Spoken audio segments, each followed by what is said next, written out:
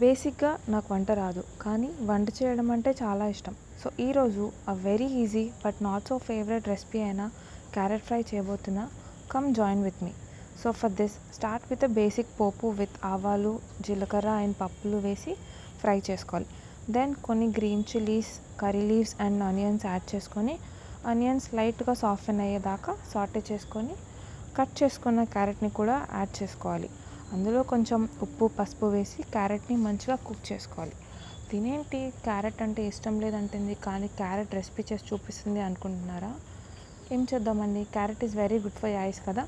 So తినేదేదో కొంచెం టేస్టీగా చేసుకొని తినాలి.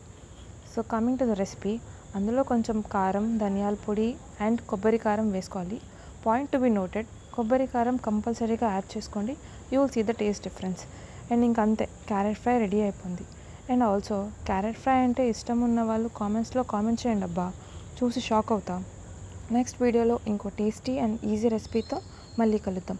Until then, don't forget to be happy. Bye.